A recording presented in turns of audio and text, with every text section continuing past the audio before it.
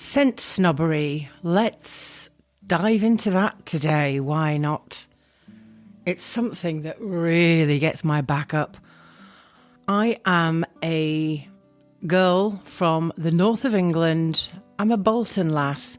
And one thing that you can't be in Bolton is a snob, because you'll literally get laughed out of pretty much every establishment.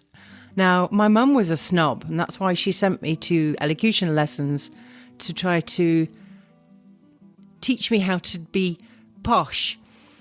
But a snob, no matter how I talk, is something that I'm not. And I was lucky enough when I entered this industry that I went into the nice side of the fragrance industry, into the aromatherapy sector. Everyone is welcoming. It's a beautiful, supportive community.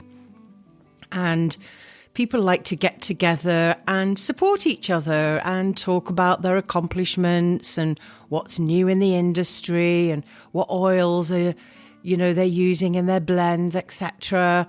And it's a beautiful community. But when you get into the perfume industry, it's a whole different ball game. Now, I've met a lot of snobs in my time, but not as many as I have met in the perfume industry. And I do research, but I'm going to get to that in a second.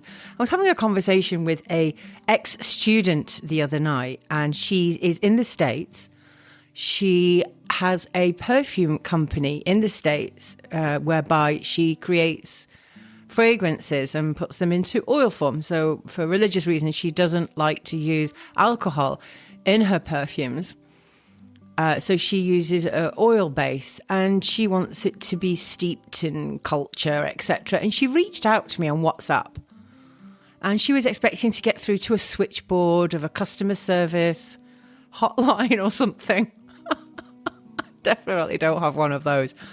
And she's like, I want to know if Melanie Jane does any consultations. I'm interested also in the beginner's perfumery course.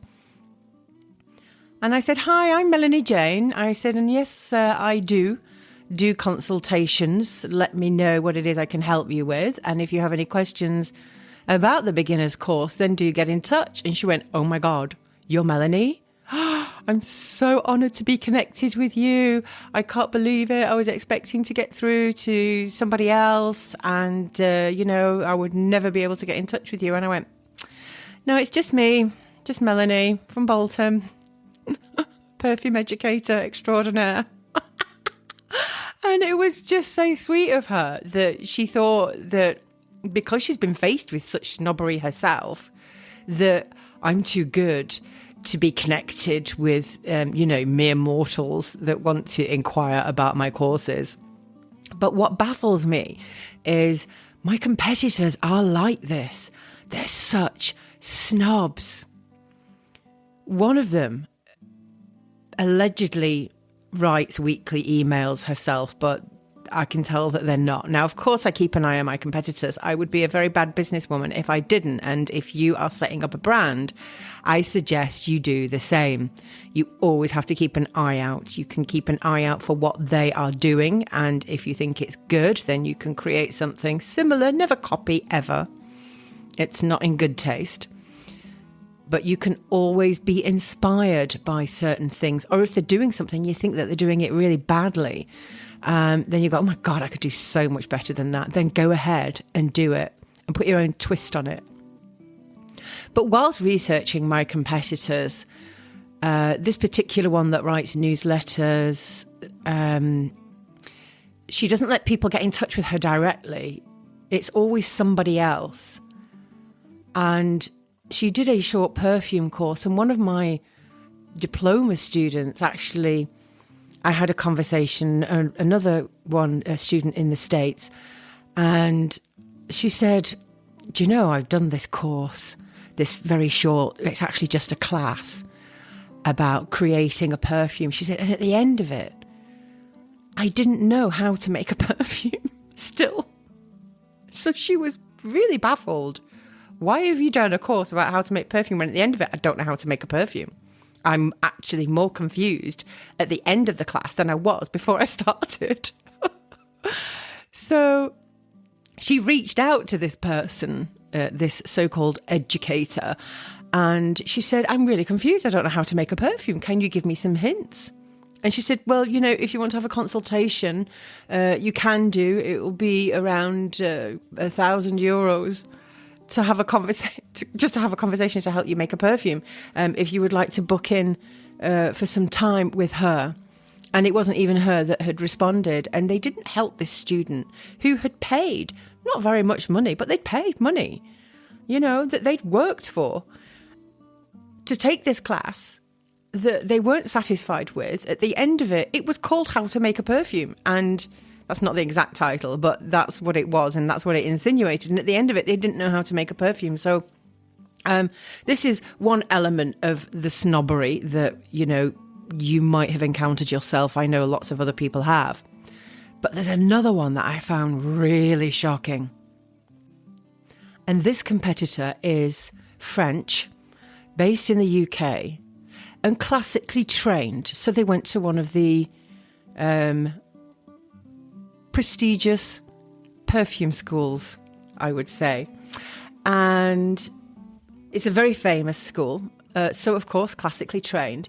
And I went through their website and there was a FAQ section. And someone had quite rightly asked, after this course, which is going to cost me around €1,500 for all of the modules and the materials, etc. After the course, will I be a perfumer? And the answer got me so riled up that I had to do this episode. And this answer almost scoffed at the very thought of the question, to which they replied, fortunately, no. Ha ha ha. You must be formally educated at a perfume school or get training inside a perfume house. A perfumer only becomes a perfumer when they have years of industry experience behind them. And I thought, things that make you go, And I just thought, do you know what? Why are you teaching people perfumery online if at the end of the course, people are not going to be able to call themselves a perfumer? And they don't believe that their students, at the end of this course, can become an independent perfumer from your teaching. So either you're not a very good teacher and you know full well that the students won't be able to create their own fragrances, or you're just such a snob that you just think that the only way that you can become a perfumer and be regarded as a perfumer in the industry is to go to one of these posh Parisian prestigious perfume schools. And it's ridiculous. And I just thought, that's really insulting. I mean, let's have a look at the world of fashion design, for instance. How many great fashion designers have their own successful line and never went to Parsons or St. Martin's? If you watch Project Runway, there was a gorgeous lady called Anya. And she actually won. Sorry, spoiler alert, but it's a really old season. And she wasn't a designer. She couldn't even sew at all. And I'm with her on that club, but I don't want to. But she's a fashion designer and she learned how to sew during the competition. And lots of the other classically trained designers were so pissed off with her because not only did she keep winning lots of challenges, and not only did she come up with some fantastic designs, beautiful clothes, created a fantastic collection for the finale, and went on to win. They were so angry because she went onto that competition with no training and she couldn't even use a sewing machine. Let's have a look at even Nicholas. Now, I can't say this name for love nor money, but I'm going to give it a go. Nicholas Jesquier, Ghesquiere.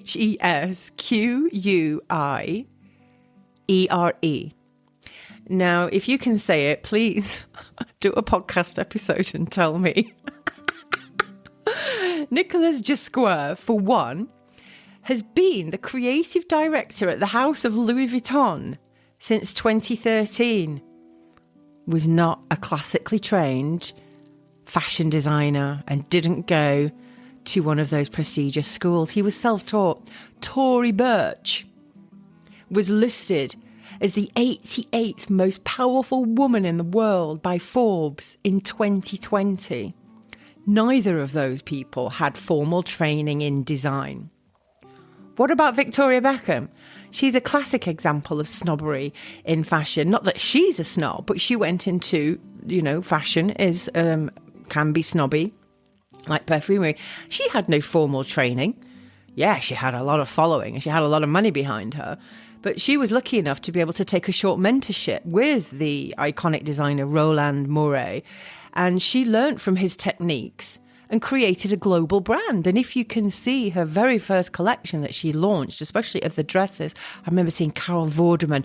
Remember Carol Vorderman from Countdown? And she used to be a bit chubby, and then, like me, nothing wrong with being chubby. She was beautiful anyway, but then she decided to go on this diet, and she's really fit now. And now she keeps posting pictures of herself on Instagram and TikTok in her bikini. And I'm like, oh, put it away, love. Nobody wants to see that. Really. But yeah, she's got a great figure now. But she was one of the first people to wear a Victoria Beckham dress in the first collection. And they were very structured. They were great. She designed them for curvy women in mind as well as, skinny women.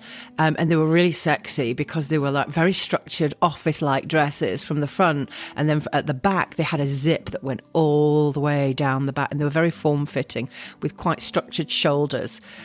Beautiful dresses. And she created a great collection. But people in the beginning scoffed at her ambition in the beginning because she wanted to be a great fashion designer. Well, who's laughing now? She's built an incredibly successful brand, and now she's gone into makeup and perfume. Oh, God, the perfume. Watch my video on YouTube. She should have stuck to clothes, I think, or taken a short course with me on perfumery. And perhaps I might have liked them more. But anyway, much more than the training. It's about the passion for your craft. And one great perfumer, Jean Carles, who was an educator, and he worked at a company and he actually created a school, and it's now called Givaudan. And back in the day, it was called Rohr, and he was an amazing creator. He even has a method called the Jean Carles method. It's not really used that much today, but I show it to my students so they can get the idea of practicing. And if you look on my YouTube channel again, I've got a video showing you the Jean Carles method. I'm not going to talk about that today. But he was quoted as saying, while it is possible to devise a method which will enable the apprentice perfumer to understand some sort of technique in perfumery, as in many other fields, many will be called, but few will be chosen.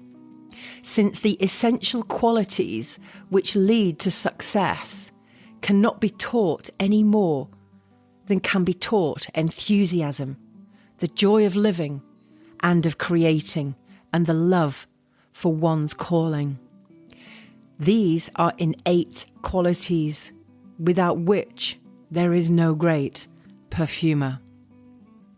So he's basically saying, in a very posh way, that you might go to these schools and you might go to a SIPCA, Grasse Institute of Perfumery, or study with Givaudan, and you might never be a great perfumer if you don't have the passion for it. And a lot of people that go into these perfumery schools don't always become a perfumer. A lot of them go into research and development or marketing or become fragrance evaluators. So not everyone that goes to these schools actually becomes a perfumer. But to be a great perfumer, you have to have the passion. It's paramount because it's not an easy job. And in fact, there are more astronauts in the world than there are perfumers. So it's a very specific craft. And I just think that all of this snobbery drives me crazy because you can have all of the training and work for one of the biggest, greatest houses in the world, and you still won't be a very good designer. I think also it's something that you either get or you don't. You've either got it or you don't. And I know, because I've worked with people and I've studied with people who really don't know how to make a perfume. So they just keep putting vanilla in it. And every perfume smells like vanilla. And it's like, why do you keep doing that? It's like, well, because my perfume smells so bad. I think if I just put some vanilla in it, it'll smell better. And it's like, yeah, but all your perfumes just smell like vanilla. They all smell the same. So, yeah, I think you've either got it or you don't. It's like chefs. It's like, there's a difference between a cook and a chef. And it's not just about the formal training. It's about the passion. But I think that just like fashion, there's so much snobbery in the perfume industry. And perhaps the main reason that most perfumes these days, created by the biggest houses, smell the same is because they've been training perfumers the same way for hundreds of years. And these days, they're knocking perfumes out in record time to cope with the demands of the industry and the consumer, because it's the consumer that demands new fragrances, and I want them quickly. But by becoming an indie perfumer and not having this formal training, it frees you from the shackles of the formal training, and you're free to pursue your art without budget or big business constraints. In these perfume schools, do you know what they teach? They teach you how to copy fragrances. So it's like reverse engineering, and it's the same in art school. They do the same. They teach people how to paint like Da Vinci so that they can understand the strokes involved, and they teach them how to copy the masters of the art so that they can understand that. But what they're really not taught is perhaps creativity. And if you go into a perfume house these days, or you collaborate with one, and you approach them and say, right, I want you to make me a perfume and I want it to smell like this.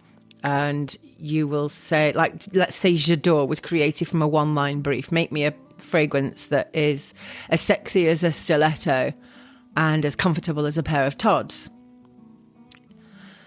And even massive brands, I'm not going to say that, I'm not going to get sued, I'm not going to say, that it's a specific perfume, but perfumes are all modifications of other fragrances.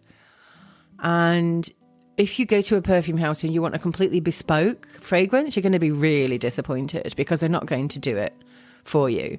It's very rare. I have one perfume house that I deal with in the UK, and if you take my private label perfume mastery course, I actually give you the contact details of them, and at a push you might be able to get a bespoke one. But there's a perfume house I deal with in France, and I said, do you never create a fragrance from scratch, no matter how big the brand, no matter how big the budget? No, never. Why would we? Why should we? He said, when we have thousands of references of already existing formulas that we can just tweak and modify. Why would we ever want to create something from scratch? So, and perfumes are made by robots. They have formulations in computers, and they have all of these programs. And I was very surprised when I went to inside a perfume house in 2016 to see all of these machines. And yeah, they just have all of these formulas, and they just tweak it. And yeah, there is a certain art and a certain creativity, but even when this perfumer told me this, and I said, well, what's the point of having perfumers then if you're not going to create anything from scratch, you're not being really that creative, and you're just basically copying another formula and adding a modification? Oh, no, but and they're made by robots. The formulas are already there in programs, and they're made by machines. If you go onto a factory floor of a fragrance house, they've got massive tanks, and then you've got a guy there programming into a computer, and you've got all these great big tanks and taps and things like that, but it's all done by computer. So I said, what's the point of having a perfume if that's the way that it's going to be? You just feed all the information that a client gives you when it comes to a client brief. well, we know, but we still need a perfume because we still need a perfumer to be able to smell the end product. I said, okay then. But, I really don't think, I think you should stop being so snobby about your industry when it's the robots that are doing all the work, not you. Okay, you still need a perfumer's nose, but...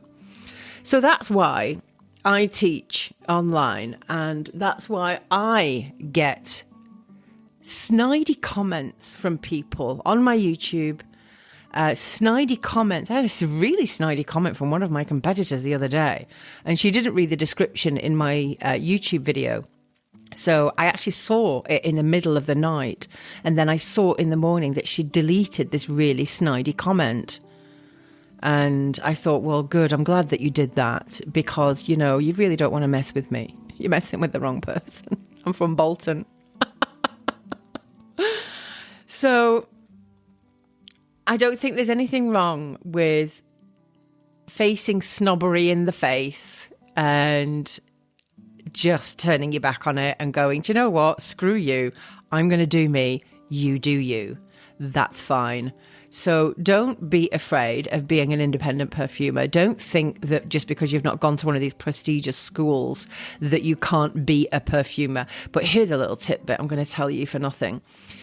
I gave one of my formulas over to this perfume house in France and asked them, I said, listen, this is my formula. Can you copy it and send me the sample? So they didn't. They sent me the sample. And I said, it's nice, but I want you to sex it up now. I want you to dial down the spice. And I want you to put in some sexy notes. So, I mean, I was mocking vanilla earlier, but I want a little bit of that because it can add, when used effectively, a sexy element to a fragrance. But also I want to sex it up with some ambrette seed, which is, you can use it as a natural alternative to musk. And it's a beautiful animalic quality with ambrette seed. But I asked him to do that, and you know what? I gave him my formula and I gave him the brief last June when I went to meet him, and it's now February the next year. Melanie, I don't have time. I have much bigger clients to serve. I thought, well, that's nice. There you go. That's another element of snobbery, because the person that I deal with in the UK would never, ever try to make me feel so small. And you know what? One day I will be one of those big brands, and you know what? When I am, I'm not going to come to you. I'm going to go to the people that treat me with a bit of respect and stop being so snobby and stuck up. So I just think that, don't be afraid of being an independent perfumer, because you know why? You know the reason, I think? Is because I think he can't do it. It's because I want an all-natural fragrance. And when you go to work, or when you go to study at a perfumery school and be classically trained, you're taught only how to make perfumes using mixed media, which is with naturals, a very small amount of naturals.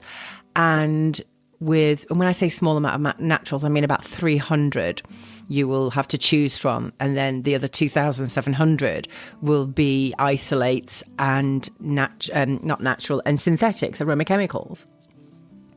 So they don't know how to make natural perfumes because they're not taught. And I'm not saying all of them don't know how to make all natural perfumes. Some of them might do. But when you're trained to do it in only one way, then, that's what you're practicing with, is you're practicing with naturals and synthetics. And Mandy Aftel, she is a self-taught perfumer, and, she's been in Forbes, Vanity Fair, Vogue, voted one of the, most influential perfumers of our time, natural perfumers of our time.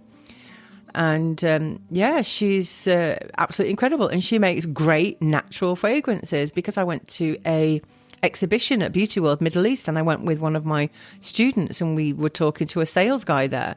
And we said, oh, no, we're not interested in your perfumes if you can't make all natural. It's impossible, he said. It's impossible to make a natural, all natural perfume, a good one anyway. And I just thought, we'll see about that. And other people are doing it. And even when I interviewed Mandy Aftel, I said, why do perfumers say this? And she said, it's probably because they don't know how to. So if you want to teach yourself and you're only interested in natural perfumery, don't even consider going to one of the prestigious schools. You can go to the summer schools at the Grass Institute of Perfumery. They do a 2-week course. And the first week they study really only naturals, and the second week they study synthetics as well as some other naturals and natural isolates. So that's a good way of understanding how to, apply a perfumer's nose to perhaps even your aromatherapy blends. They even do a 2-week course about creating natural skincare products and candles and fragrances for these products as well. So that might be another course that you're interested in. So if you just Google Grass Institute of Perfumery summer courses, then you will be able to have a look at their curriculum. And if I'm not mistaken, I think they do courses in May and September, maybe August, September, May, June. But being self-taught or either going to one of my classes or courses in France, or even doing one of my online courses, or even one of my competitors if you want to pay double, triple the price. Honestly, it's extortionate. Mine are very reasonably priced. So if you want to learn how to create fragrances that are based on mainly naturals, then, I do have a diploma course, but also, other people do as well. I'm not the only person that does perfume courses online, but I would recommend doing it, and don't be afraid of doing it. And, you can get the materials, and I teach you how to dilute your oils as well, because, you need to save money and materials in the beginning when you're experimenting. Otherwise, it'll be a really costly, hobby if you want it to be a hobby, or if you want to build a career from it. But I think just experimenting and playing around in the beginning will give you a taste of whether you actually want to do that for a career, and maybe create even your own brand. Now, talking about creative freedom or lack thereof in some prestigious schools such as fashion or perfumery, and I mentioned earlier about being an independent perfumer, you have full creative freedom. I got a message on WhatsApp, which is very serendipitous because I'm doing this episode today, and I just glanced at it again now. And my friend sent me a WhatsApp message last night, and she said, "Oh my God, I have to show you this." So the daughter of my cousin is winning all kinds of prizes in fashion design. She's only 20, and she was admitted to the Amsterdam Fashion Academy. But she complained that there was no challenge for the designers there. There was no artistic freedom. And the board members sent her a letter that fashion design was probably not the career for her. Well, that's nice, isn't it? Very supportive. So she ended up going to an academy in Rotterdam that is incredibly expensive, very prestigious, and they were so thrilled to have her that she doesn't have to pay school fees for the first 2 years. And now there's an up-and-coming singer in Holland that just did her latest post on Instagram wearing this young student's clothes. So there you go.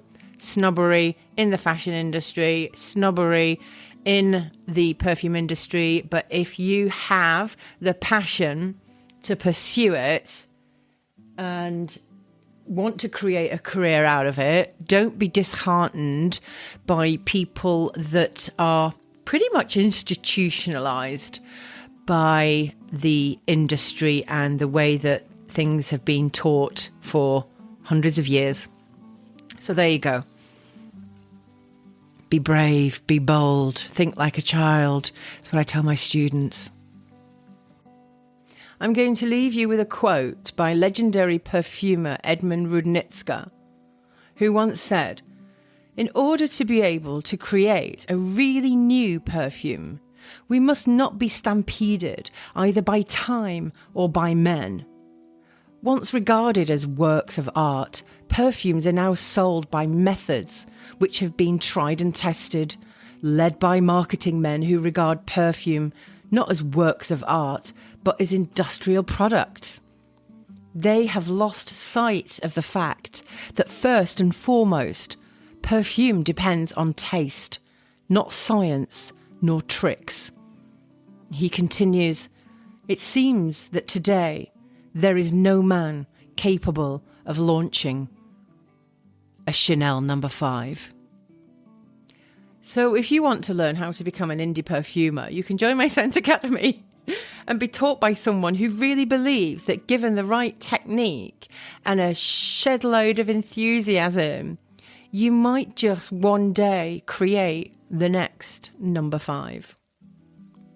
So I hope that you enjoyed that episode, and don't be put off by snobbery. And if ever you want words of encouragement, come to my podcast, go on my YouTube channel. There's absolutely no snobbery there. And if you go onto my Scent Academy website, you will see quite clearly from my free essential oil masterclass that I've got on there that there is definitely no scent snobbery at the Scent Academy. Until next time, I can't wait till March, because March I'm going to get really personal, and it's a 3-part podcast about my journey through fragrance, starting in the UK and then to Dubai, and then my journey now as it is in France, and what led me to what I'm doing today.